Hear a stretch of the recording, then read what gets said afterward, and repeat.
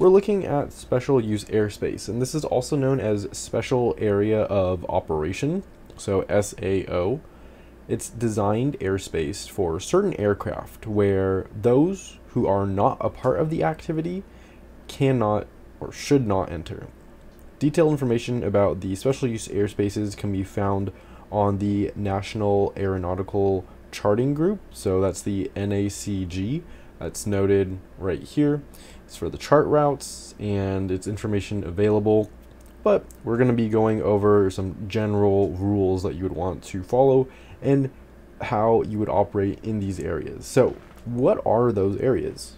Special use airspace, or special area of operation, has prohibited areas, restricted areas, warning areas, military operation areas. You might know these as MOAs, and we also have alert areas, as well as controlled firing areas, which are known as CFAs. So those are all different types of special use airspace.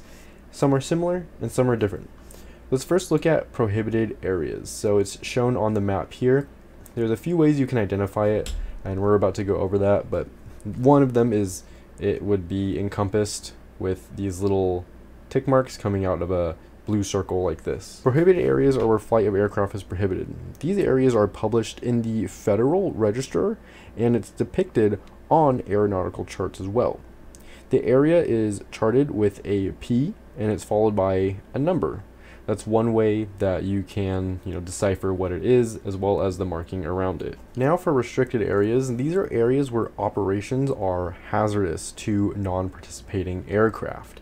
So for something like this, it would be kind of like you can call this a box, and it has the lines again coming out of it. Flying here isn't prohibited like the previous one. You can fly here, but it's subject to restriction. Restricted areas denote the existence of unusual or even invisible hazards to aircraft. Going into these areas without authorization can be extremely dangerous, so you need to watch out for that. If the restricted area is not active, so it's not hot, if it's cold, ATC can allow aircraft to operate without a special clearance. If the restricted area is hot or live, ATC ensures aircraft avoid that airspace.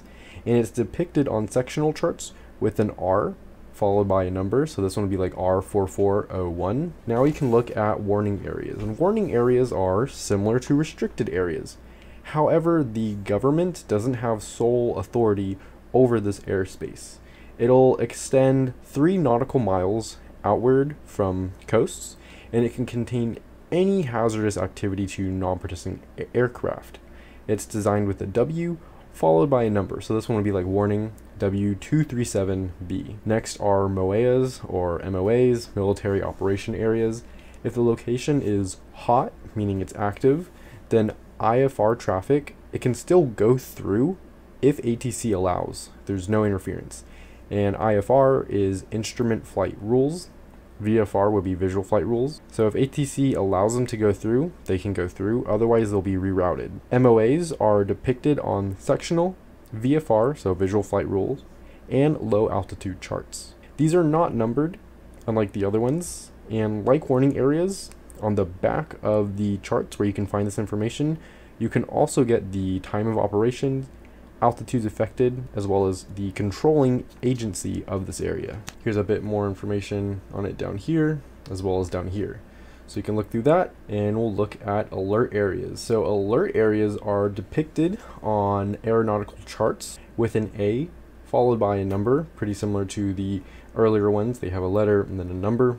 This is for alert areas, A, and then some kind of number. If we look at what we have right here, we have A21. You can see it has its blue outline with the little tick marks on it. It may contain a high volume of aircraft or unusual aerial activity.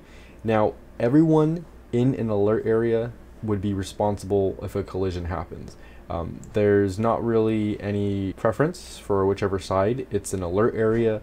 Everyone that flies in this area just needs to be alert. Lastly, we have controlled firing areas, or CFAs. And these areas contain activity that, if outside of this area, it could be deemed hazardous. A big difference between CFAs and other special use airspace, I don't know if you've noticed it yet, but the activity it's not charted. And it's because they don't require any change of flight paths for non-participating aircraft.